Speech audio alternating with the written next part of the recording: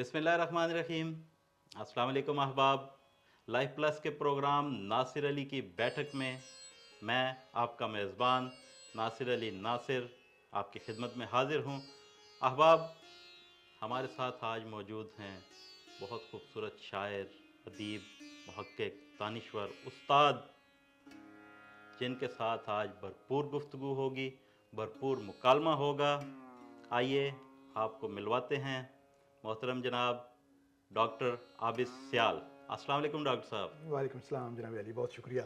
Doctor साहब आप ठीक हैं, खैरियत से हैं? मैं ठीक हूँ जनाब। बहुत शुक्रिया आपका, आप तशरीफ़ लाए, लाइफ प्लस का हिस्सा बने। बहुत मेहरबानी आपकी और लाइफ प्लस की और आप सबकी टीम की, बहुत मेहरबानी आपकी। बहुत शुक्रिया डॉक्टर साहब। अच्छा डॉक्टर साहब, 90 की दहाई से आप शेर व अदब के साथ मुंसलिक हैं, वाबस्ता हैं, और बहुत सारी किताबें, बहुत सारी चीज़ें आपने पढ़ी भी होंगी, लिखी भी होंगी, बहुत सारे जुमले, लफ्ज़। सर आपके बारे में अब खैर हम तो बहुत नाक़िस सा इल्म है मेरा, मैं आपके बारे में जो लफ्ज़ हैं वो भी नहीं बयान कर पा रहा। आप बहुत खूबसूरत शख्सियत हैं। अच्छा डॉक्टर साहब, ये बताइएगा कि सबसे पहला सवाल क्या आपके लिए, हम ज़ुबान को कैसे बचा सकते हैं? और अगर ये तसव्वुर किया जाए कि आजकल जो शेरी ज़ुबान है उसी को दुरुस्त तस्लीम कर लें, आप क्या कहते हैं सर? देखें, जो आपने सवाल किया है उसके कोई 8-10 पहलू हैं। जी जी। और लेकिन बुनियादी तौर पर जो आप पूछ रहे हैं असल में वो दो हैं बातें। जी एक तो ये है कि जो हम ज़ुबान बोल रहे हैं, ये जो हमारे पास ज़ुबान मौजूद है, जी जो बहुत से सफ़र तय करके हम तक पहुंची है, जिसको जी हम जी उर्दू कहते हैं, जी जी उसको उसकी असल हालत में या शक्ल में कैसे बचाया जा सकता है या रखा जी जा जी सकता है, एक बात। और दूसरा मेरे ख्याल में आप ये पूछना चाहते हैं कि जो शायरी में ज़ुबान इस्तेमाल हो रही है वो जिस तरफ को जा रही है उसके बारे में हमें फ़िक्रमंद होने की या तशवीशनाक होने की ज़रूरत है कि नहीं है। ओके, ये दो बातें मेरे ख्याल में आप पूछना चाहते हैं। पहली बात तो ये है कि जो ज़ुबान है, ये इसको कुछ करने की ज़रूरत नहीं होती, ये आपके इस्तेमाल की एक चीज़ है। हाँ जिस ज़माने में आदमी मौजूद होता है वो ज़माना उसको बताता है कि आपने ये ज़ुबान कैसे इस्तेमाल करनी है। 18वीं सदी में हिंदुस्तान में जिस तरह के लोगों की ज़रूरत थी वो वैसी ज़ुबान बोलते रहे। वाह। 19वीं सदी में जैसी ज़रूरत थी वो वैसी ज़ुबान बोलते रहे। 20वीं सदी में जैसी ज़रूरत थी वो वैसी बोलते रहे। और अब हम 21वीं सदी के आगाज़ में हैं, तो जिस तरह की हमारी ज़रूरत है हम वैसी ही ज़ुबान बोलेंगे। जब आपके पास लफ्ज़ जो हैं वो मतलब इन्वेंशन आ जाती हैं नई नई, ये आपके आसपास बहुत सारी चीज़ें पड़ी हुई हैं जिनके जो आपने ईजाद नहीं की। जब आपने ईजाद नहीं की तो इनके नाम भी ज़ाहिर है आपने नहीं रखे, जिन्होंने ईजाद की हैं उन्होंने रखे। तो ज़ाहिर है जो आदमी ईजाद करता है वही उसका नाम रखता है, बाकियों को वही लफ्ज़ बोलना पड़ता है। तो ज़ाहिर है ये बहुत सारा इसमें तब्दीली आ गई। इसी तरह और बहुत सी चीज़ें हैं, ये तो मतलब गैजेट्स हैं या बाकी चीज़ें हैं। खाने मतलब बहुत से मुल्कों के आप नहीं जानते थे, जी जी पिज़्ज़ा का किसको पता था? जी। अब वो जब आ गया है आपके मुल्क में तो अपना नाम भी साथ लेके आया है। वाह। उसके साथ वो सिर्फ पिज़्ज़ा नहीं है, उसके साथ बाइट भी आया है, वो भी आपको बोलना पड़ेगा। तो अब आप अगर ये कहें कि ये सारी चीज़ें हम इस्तेमाल करेंगे लेकिन लफ्ज़ ये वाले इस्तेमाल नहीं करेंगे और हम पुराने लफ्ज़ कहीं से लेके आएंगे जो पहले हम इस्तेमाल कर रहे हैं, ये हो नहीं सकता, ये अननेचुरल है। तो इस वजह से ज़ुबान अपने फ़्लो में जाती है, उसको जाने देना चाहिए। जो आप ज़ुबान बोल रहे होते हैं वही सही ज़ुबान होती है। जो मसला है वो सिर्फ ये है कि हमारा जो लुगत है, डिक्शनरी जो हमारी है, हाँ। उसको ठीक करने का मसला है। आखिरी वाह, लुगत हमारी जो वाह, है वो वाह। 50 साल 60 साल पहले मुरतब हुई है, तो पिछले 60 साल की ज़ुबान कहीं रिकॉर्ड नहीं है। तो आपको कैसे पता चलेगा कि आप जो बोल रहे हैं वो सही है या गलत है? वाह। तो ये मसला है। इस वजह से मेरा ख्याल है हमें अपनी किताबों को दुरुस्त करना चाहिए।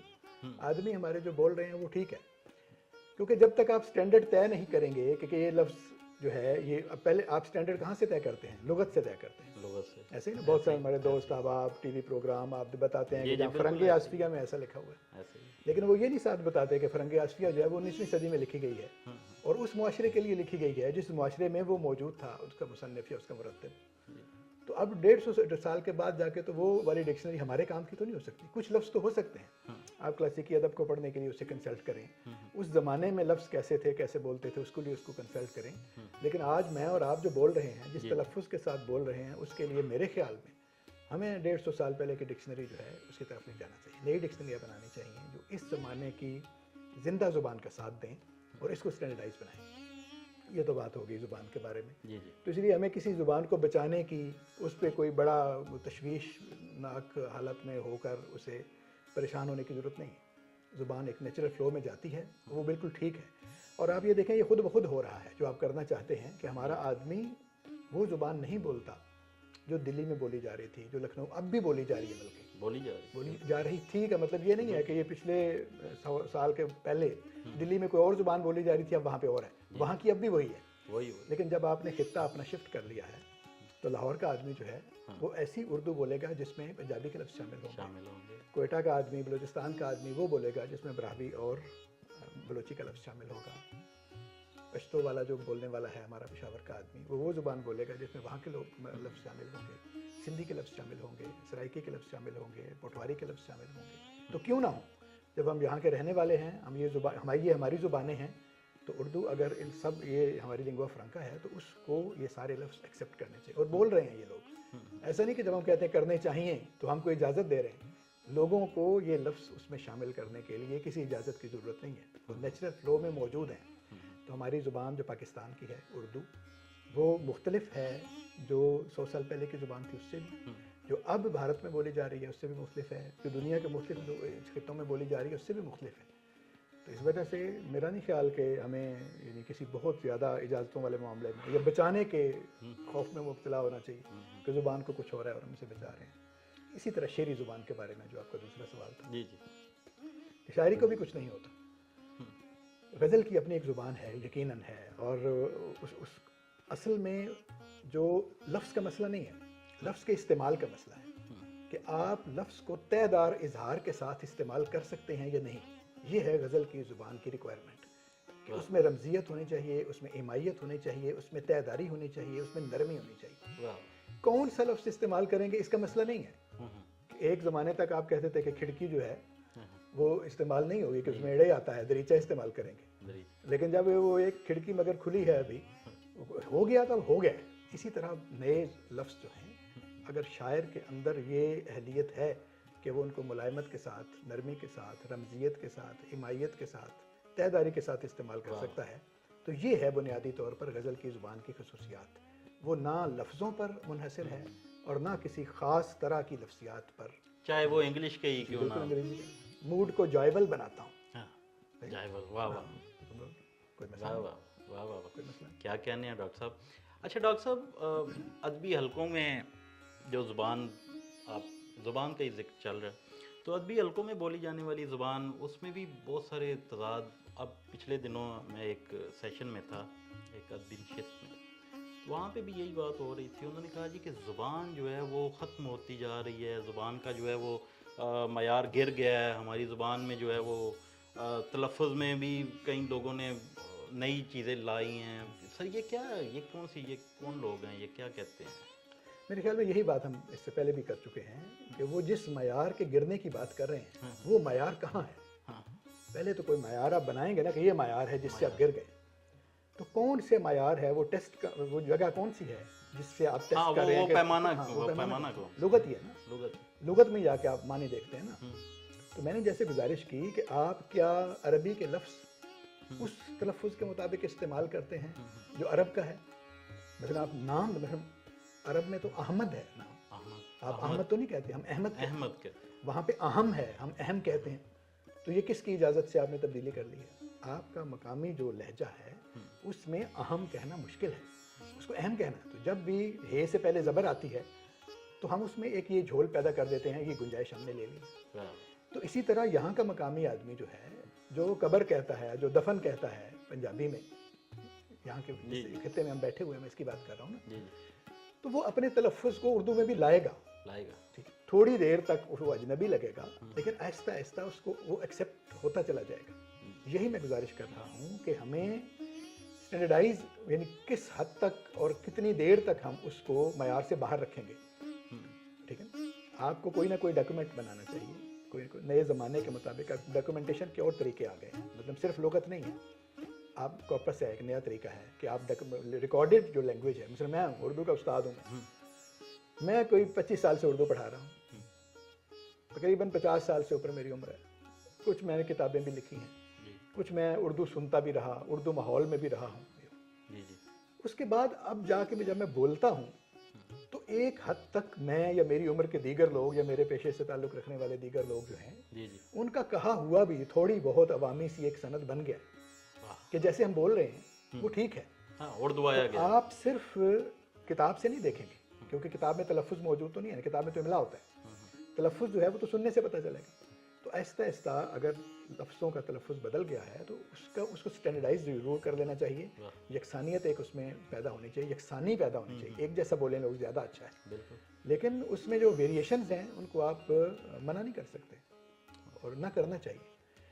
ایک اور بھی بات ہے, یہ ادبی زبان جو ہوتی ہے جی جی یہ ایک اور زبان ہوتی ہے, اور تمام لوگ اس کا خیال اور دھیان رکھتے ہیں جو ادب لکھنے والے ہوتے ہیں. لکھنے والی. مثال کے طور پہ آپ دیکھیں, ہم چلیں اردو کو اگر مثال نہ بنائیں, پنجاب میں آپ دیکھیں وارث شاہ صاحب بیٹھے ہیں قصور میں اور وہ لکھتے ہیں ہیر اپنی, اور میاں محمد بخش صاحب تشریف فرما ہیں جہلم میں اور وہاں پہ وہ سفل ملوک لکھتے ہیں, اور سلطان باؤ صاحب موجود ہیں جھنگ میں اور وہاں پہ وہ اپنے ابیات لکھتے ہیں, لیکن سب کی زبان ایک جیسی ہے. یہ کیسے ہو سکتا ہے؟ اس کا مطلب ہے کہ جو زبان وہ بولتے تھے ان کے لہجوں میں یقیناً فرق ہوگا, لیکن جب وہ ادبی زبان لکھتے ہیں تو اس کا ایک معیار طے ہے ان کہا سب میں. تو جو بھی لکھتا ہے, حافظ برخوردار لکھے, وہ وارث شاہ لکھے, وہ میاں محمد بخش لکھے, وہ ایک ہی زبان لکھتے ہیں.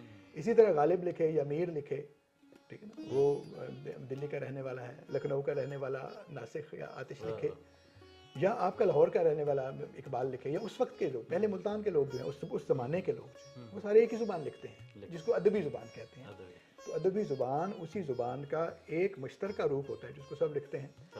تو اس وجہ سے یعنی ہم اگر آپ کہیں کہ ادبی زبان جو عام بول چال کی زبان سے مختلف کیوں ہے, تو ایسا نہیں ہے, ہر ساری دنیا کی زبانوں میں ایسے ہی ہوتا ہے, اس لیے پریشان نہیں ہونا چاہیے. سادہ لفظ. بہت اچھے. اچھا ڈاکٹر صاحب, ہر جماعت ہر طبقہ اپنے ساتھیوں کے لیے کچھ نہ کچھ کرتا رہتا ہے, تو کیا ہمارے جو ایک دو ادبی ادارے ہیں وہ کوئی ادیب کے لیے کچھ کر رہے ہیں؟ آپ اس بارے کیا آپ کا موقف ہے؟ یعنی آپ کون سے اداروں کی بات کریں, اکادمی ادبیات پاکستان کی بات کر رہے ہیں؟ دو تین ہی ہیں. اکادمی ادبیات پاکستان جو یا مقتدرہ قومی زبان, جی جی, یا انجمن ترقی اردو کی بات کر رہے ہیں, مجلس ترقی ادب کی بات کر رہے ہیں, بسم اللہ, یہی ادارے ہیں. یہی. دیکھیں ہر ادارے کا اپنا مینڈیٹ ہے. اگر یہ سمجھا جائے کہ مقتدرہ قومی زبان ادیبوں کی فلاح کے لیے بنایا گیا ادارہ ہے تو ایسا تو نہیں. اچھا, واہ. وہ زبان کو اسٹینڈرڈائز کرنے, اس کی اصطلاحات بنانے, اس کو قومی زبان کے طور پر نافذ کرنے کے لیے جو ہوم ورک درکار ہے جی وہ کرنے کے لیے بنایا گیا ہے, بنیادی طور پر زبان پہ کام کرنے کے لیے بنایا گیا. تو لہٰذا اس نے کیے, بہت سارے کام کیے. آپ کبھی جا کے ان کی فہرست دیکھیں, اکاؤنٹنگ سے لے کر پٹوار خانے تک, اور پٹوار خانے سے لے تک سائنس تک, اور سائنس سے لے کر فلسفے تک, انہوں نے تمام اصطلاحات کے اردو تراجم جیسے ان کو آتے تھے, جس طرح کا اس زمانے میں رواج تھا آج سے 40 سال پہلے, جس طرح کے ماہرین ان کو دستیاب تھے, انہوں نے سارا کام اپنا کر کے رکھا ہوا. تو یہ تو اب دیکھیں نا, یہ اسٹوڈیو ہے, جی جی, یہ اسٹوڈیو بنایا گیا ہے اس کام کے لیے. جو اسٹوڈیو بنانے والا آدمی ہے اس کا کام ہے کہ کیمرہ سیٹ کر دے, لائٹ لگا دے, باقی سیٹنگ جو ہے اس کو تیار کر دے. اس کو استعمال تو آپ نے اور میں نے کرنا ہے. اگر ہم نہیں کریں گے تو ہم کریں گے کچھ نہیں ہو رہا, تو یہ ہماری غلطی ہے. کیا آپ نے کبھی, آپ نے یا میں نے ان اصطلاحات کو کبھی دیکھا کہ اکاؤنٹنگ کے لیے جو استعمال کی گئی تھی, ہمیں پتہ چلا کہ یہ انہوں نے 20 بنائی تھیں, اس میں سے 10 تو کسی کام کی نہیں ہیں, 10 البتہ ٹھیک ہے اس کو استعمال کر لیتے ہیں. تو آپ کے وہ کام کی چیز ہی جب نہیں ہے, آپ زبان کو نافذ نہیں کرنا چاہتے, آپ زبان کو, آپ کو اسٹینڈرڈائز کرنے کی ضرورت ہی نہیں ہے, تو ظاہر ہے وہ چیزیں بھی آپ کے کام کی نہیں. تو آپ کی ترجیح جب نہیں ہے تو وہ نہیں ہوگا. ایک بات. دوسری بات, اکادمی ادبیات پاکستان, اس کا کام ہے ادیبوں کی فلاح کے لیے ساری زبانوں کے جو ادیب ہیں, صرف اردو نہیں, صرف اردو, پاکستان کے سارے ادیب ہیں. تو وہ ظاہر ہے اس کے لیے ان کے بہت سے کام ہیں. وہ ایوارڈز دیتے ہیں کتابوں پر حوصلہ افزائی کے لیے, وہ اپنے وظیفے دیتے ہیں لوگوں کو, وہ کرتے ہیں, وہ مختلف تقاریب منعقد کرتے ہیں, مختلف اداروں کو مدد فراہم کرتے ہیں کتابوں کی چھاپنے کے لیے. تو یہ ان کے بنیادی کام ہیں. تو وہ میرے خیال میں جو کبھی وہ تیز ہو جاتے ہیں, کبھی سست ہو جاتے ہیں, کبھی جو اس کے جو باڈی آتی ہے, جو گورننگ باڈی اس کی ہوتی ہے, ہیڈ اس کے جو ہوتے ہیں, تو جو ان کی ترجیحات ہوتی ہیں, جس طرح کا ان کا اپنا مزاج ہوتا ہے, کبھی اس طرف کو کام زیادہ ہو جاتے ہیں, دوسری طرف کم ہو جاتے ہیں. تو میرا خیال ہے کہ جتنا کام ان کا ہے وہ کر رہے ہیں. انجمن بھی اپنا رسالہ بھی چھاپ رہی ہے اور وہ بہت سارے کام کر رہے ہیں. اور اصل میں نا بات یہ ہے کہ جس طرح ہم نے اپنا دین जो मस्जिद में बैठे हुए मौलवी साहब हैं उनके हवाले कर दिया कि अब आप जाने और दीन जाने, हमारा तो कोई इससे लेना देना नहीं। जिस तरह आपने अपना जो सियासत है वो सिर्फ सियासतदान के हवाले कर दिया है कि हमारा तो कोई काम नहीं है, ना वोट देंगे ना हम उस पर कोई बात करेंगे, तुम्हारा तो अब जब आपने आपको एलिनेट कर लेंगे सारे मामलात से और कहेंगे कि वो अपने तौर पर सब कुछ खुद करें, ऐसे ही ना, तो फिर ज़ाहिर है आप ये कहने का हक भी नहीं रखते कि क्या हो रहा है, क्यों नहीं हो रहा, कैसा नहीं हो रहा। अगर आप समझते हैं कि एक आदमी अदबियात पाकिस्तान अपना काम ठीक नहीं कर रही, आप एक ख़त लिखें कि ये मामलात हैं जो आपके मैंडेट में थे और पिछले साल में आपने ये नहीं किए, अगर तो उस पर कोई रिस्पॉन्स नहीं, 20 लोगों को लिखना चाहिए, 100 लोगों को लिखना चाहिए, प्रॉपरली उसका जवाब देंगे। आप कोई जुलूस तो नहीं निकाल सकते ना किसी के खिलाफ, ना ये ज़रूरत है। तो कहने का मतलब ये है कि इदारों का अपना एक मैंडेट होता है, उनका अपना एक बजट होता है, वहाँ पे एक अपना मैन पावर होती है। आप कभी जाके हम तो यहाँ होते हैं तो हमें पता है कि आदमी अदबियात पाकिस्तान के दफ्तर जाएँ तो वहाँ पे 7-8 का तो सारा अमला है, जो लोग हैं, चलो सारे मिला लेंगे तो 20 हो जाएंगे, उनके जो माली वगैरह हैं उनको भी मिला लें, इतने लोग हैं। तो इतने लोग, 76 ज़ुबानें हैं पाकिस्तान में, उन 76 ज़ुबानों के अदबियात की तरवीज के लिए क्या करें मसलन, वो क्या कर सकते हैं? वो जितना कर सकते हैं वो कर रहे हैं, जितना उनका बजट है, जो उनको समझ आता है उतना वो कर रहे हैं। तो मेरा नहीं ख्याल कि यानी असल में ना ये सारे इस तरह के जो सोचें हैं उनके मोटिव सियासी होते हैं, यानी सियासी टाइप के होते हैं, चलिए ऐसा कह रहे हैं कि मतलब एक बंदा जो बैठा हुआ है वो ये जो कुछ जितना कुछ कर रहा है ये भी क्यों कर रहा है, ठीक है। तो मेरा ख्याल है हम सबको करना चाहिए। मसलन हम एक स्टूडियो हमने बनाया है जहाँ पे हम इल्म अदब की बातें कर रहे हैं, हमें कोई मना तो नहीं कर रहा, जो आप और मैं कर सकते हैं हमें अपने तौर पे करना चाहिए, जो दूसरे जो अपने अपनी सतह पर सबका एक जैसा फ़र्ज़ है। तो इदारों के हवाले अगर आप कर देंगे, दीन को इदारों के हवाले कर देंगे तो वो दीन के इदारे बन जाएंगे, उतने ही करेंगे। फिर आप जो देख रहे हैं सियासत को इदारों के हवाले कर देंगे, ये इदारों को करना चाहिए, हमें उनके कहना चाहिए, उनके काम पर तनकीद करनी चाहिए। बहुत खूबसूरत बात आपने की। अच्छा डॉक्टर साहब, ये हमारे कुछ दोस्त अहबाब ऐसे भी हैं जो बहुत उम्दा शायर हैं, बहुत अच्छे लिखारी हैं, लेकिन किताब तक उनकी रसाई जो है वो दस्तरस नहीं है, यानी किताब छपवाने की उनमें वो वहाँ तक वो पहुँच नहीं सकते, मुफलिसी है, वो हालात ऐसे हैं। तो क्या कोई ऐसा ख़ास इदारा कोई जो अकादमी अदबियात तो खैर वो उसका तो आपने जिक्र कर दिया कि वो छापते हैं, लेकिन मैं आज तक मुझे किसी दोस्त ने ये नहीं कहा कि वो किताब वहाँ से मैंने छपवाई, मुझे आज तक नहीं किताबें छापना उनका काम नहीं। हाँ जी। तो सर कोई ऐसा इदारा कोई है जो ऐसे मुफलिसी में गिरे हुए लोग जो शायर अदीब जो लिखते हैं, मारूफ शायर हैं, अच्छा लिखते हैं, उनके लिए कोई कैसे पता चलेगा कि अच्छा लिखते हैं? सर ये तो जो माशाल्लाह आप जैसे लोग जो बहुत सारे पढ़े लिखे लोग, वो इसका मयार तो उन्होंने तय करना है। लेकिन देखें शायर, अब आपने बात माशाल्लाह बड़ी अच्छी की कि कौन तय करेगा।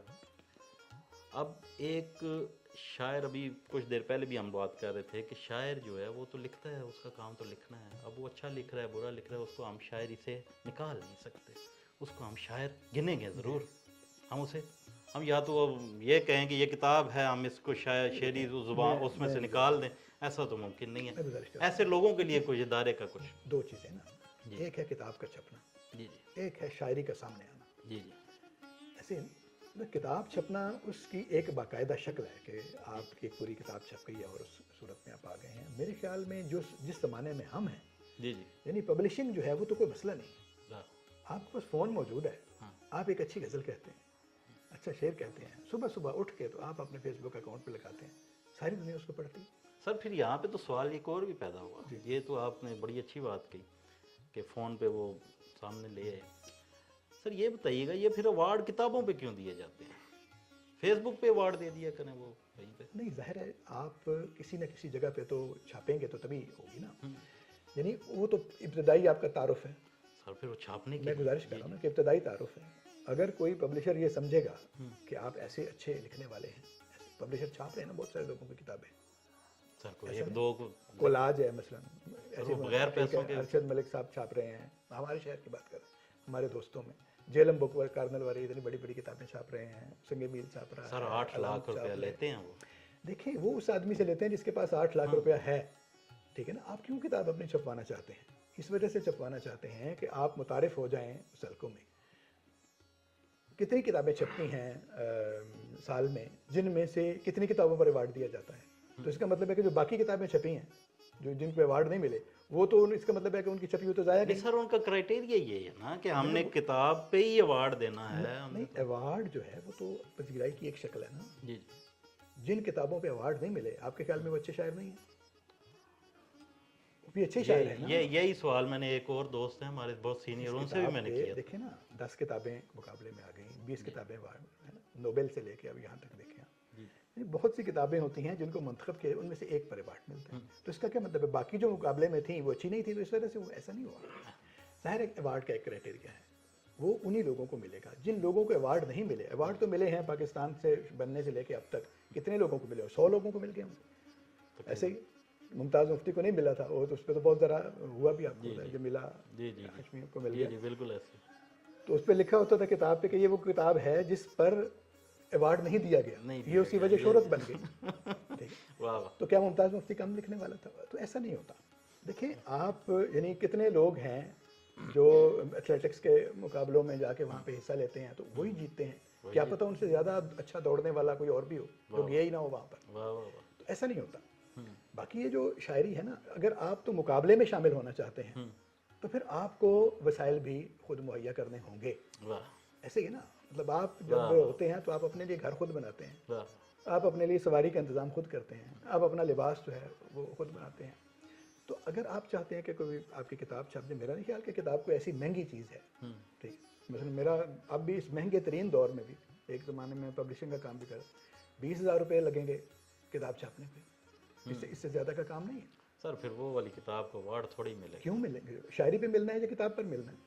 शायरी पर मिलेगा ना। अब तो बल्कि दूसरा आ गया है, जो उसको क्या कहते हैं, ये जो पब्लिशिंग का दूसरा तरीका है, क्या, प्रिंट ऑन डिमांड। ठीक है, अब 10 किताबें छपवा लें ऐसे ही, तो कोई बात नहीं, 5,000 रुपये लगेंगे आपके। तो ये मसला नहीं है। हाँ, मसला ये है कि आप गिलामंद होते हैं दूसरे आदमी से, और यानी दूसरों को अपने पीछे रह जाने का जिम्मेदार ठहराते हैं।